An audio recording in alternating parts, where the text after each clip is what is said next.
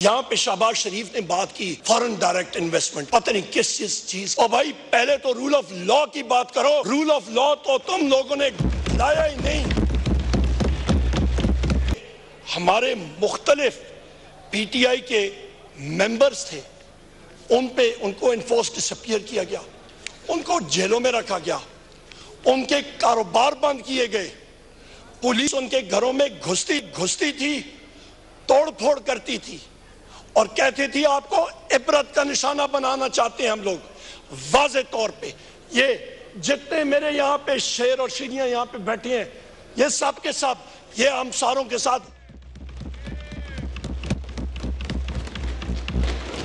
जनाब स्पीकर, आपको मालूम होना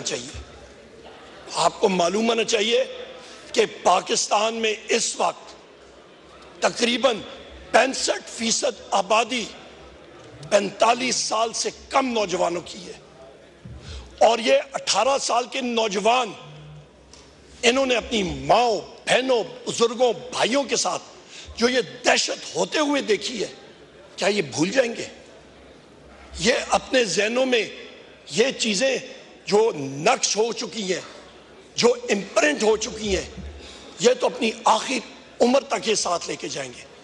ये क्या मिसाल बना रहे हैं हम लोग पाकिस्तान का? ये किस तरह की एग्जाम्पल्स हम लोग सेट कर रहे हैं? यहाँ पे शहबाज शरीफ ने बात की फॉरेन डायरेक्ट इन्वेस्टमेंट की, पता नहीं किस चीज़ की। और भाई पहले तो रूल ऑफ लॉ की बात करो। रूल ऑफ लॉ तो तुम लोगों ने लाया ही नहीं। पहली चीज रूल ऑफ लॉ थी इंटरनेशनल इन्वेस्टमेंट में।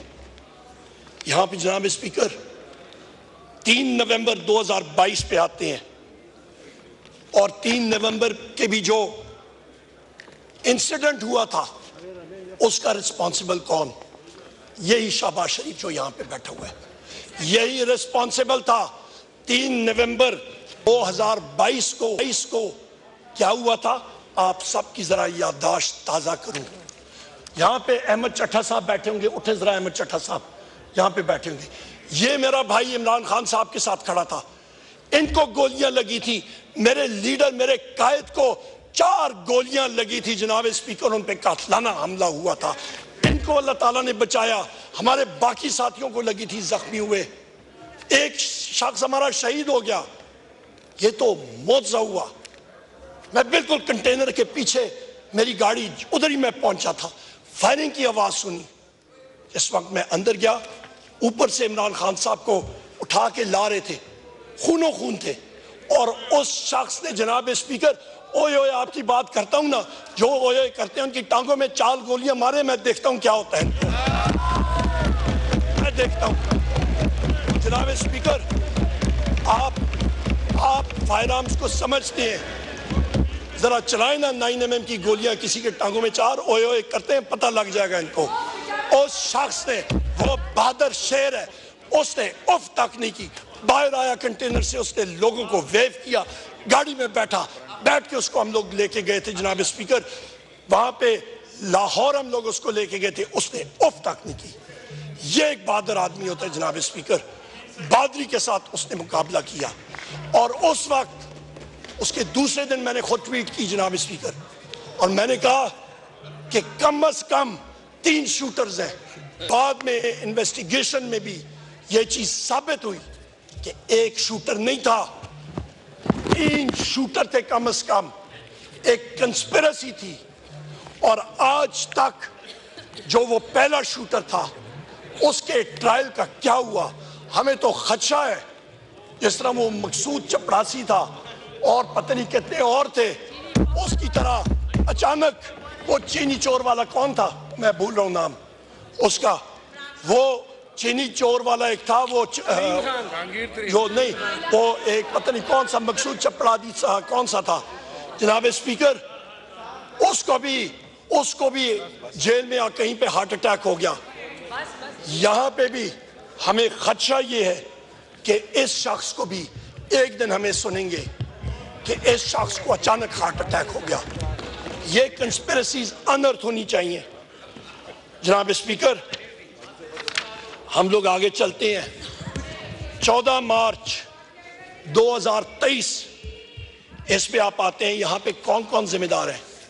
इसमें जिम्मेदार हैं जनाब स्पीकर शहबाज शरीफ, मोहसिन नकवी, डॉक्टर उस्मान जो कि इनका घर का मुलाजिम है और वो अपने आप को आईजी पंजाब भी कहलाता है, वो पार्ट टाइम जॉब है उसका, और उस पे ये फैशिस्ट ये जिम्मेदार है जनाब स्पीकर। इस दिन 14 मार्च 2023 को मखदूम शाह महमूद कुरैशी साहब के साथ मैं खड़ा था इमरान खान साहब के घर में, और इमरान खान साहब थे, शाह महमूद कुरैशी साहब थे और मैं था। पता चला कि इस्लामाबाद पुलिस से एसएसपी बुखारी साहब एक आए हैं वारंट लेके। मखदूम साहब और मैं प्रेस टॉक करने के लिए बाहर गए, पूछा तो उन्होंने कहा जनाब एसएसपी बुखारी साहब खड़े हैं वारंट लेके। तो हम लोग रोड पे गए, वहां पे उनको हमने कहा कि जी आप अंदर आ जाएं, वारंट अंदर सर्व कर लें। उनका मैं नहीं इधर ही खड़ा रहूंगा। वहां पे खड़े थे, उन्होंने कहा जी इमरान खान साहब को कहें वो बाहर आए। हमने कहा बिल्कुल। हम लोग अंदर गए जनाब स्पीकर, और इमरान खान साहब जिस वक्त हम लोग मीडिया टॉक करने के लिए भी गए थे, और जिस वक्त उनको पता था कि पुलिस आई है, उन्होंने कहा मैं अपनी चीजें उठा के जेल जाने के लिए तैयार हूं। वो अपने कमरे में गए और इतनी देर में हम लोग बाहर आए। वो कमरे से बाहर आ रहे थे और बगैर किसी वजह के पुलिस ने घर के अंदर टीयर गैस शेलिंग शुरू कर दी। उनको बहाना चाहिए था, निशाना इमरान खान था जनाब स्पीकर। ये हकायक है। इसके बाद जनाब स्पीकर ये वजह क्या थी? उसकी वजह यह थी कि इनका जो मोहसिन नकवी है ये, और दूसरा इनका डॉक्टर उस्मान आईजी पंजाब, वो बहाना चाहते थे कि कोई ऐसा एक्शन हो जिसकी वजह से वहां पे अफरा तफरी हो और खुदा न खास्ता लाशें गिरे। जनाब स्पीकर फिर हम लोग आते हैं, वो तो अगले दिन सुबह हमारे इन काले कोट जो हमारे साथी मौजूद हैं लॉयर्स, लाहौर हाई कोर्ट से वो गए। लाहौर हाई कोर्ट ने वहां पे रिस्ट्रेन किया पुलिस एक्शन से। 18 मार्च 2023 ये डेडलाइंस, ये टाइमलाइंस मैं आपको दे रहा हूं, एक एक चीज आपके सामने फैक्ट्स एंड फिगर्स के साथ पेश कर रहा हूं। मेमोरी शॉर्ट होती है, फ्लोर ऑफ द हाउस पे ये रिकॉर्ड रहेगा, हम चले जाएंगे। 18 मार्च 2023 कसूरवार कौन इस इंसिडेंट में? शहबाज शरीफ, मोहसिन नकवी और उनका जो काम करने वाला आईजी पंजाब डॉक्टर उस्मान, ये 3 फैशिस्ट। होता क्या है जनाब स्पीकर, इमरान खान साहब जुडिशल कॉम्प्लेक्स में अपनी हियरिंग के लिए आए थे, और वहां पे श्रीनगर हाईवे पे मैं खुद खड़ा था, मैं लीड कर रहा था कॉन्वॉय को, और जहां पे टर्निंग आप लेते हैं श्रीनगर हाईवे से जुडिशल कॉम्प्लेक्स की तरफ, वहां पे पुलिस ने बगैर किसी वजह के पथराव और स्ट्रेट टीयर गैस शेलिंग शुरू कर दी। जनाबे वाला टीयर गैस शेलिंग उन्होंने बगैर किसी वजह की शुरू कर दी। गो के इमरान खान 100 मीटर पीछे थे, वो अभी तक वहां पे पहुंचे ही नहीं थे। और वहां पे मेरे ये चेयरमैन पाकिस्तान तहरीक इंसाफ बैरिस्टर गौर साहब और हमारे सेनेटर शिबली फराज साहब जुडिशल कॉम्प्लेक्स के अंदर थे।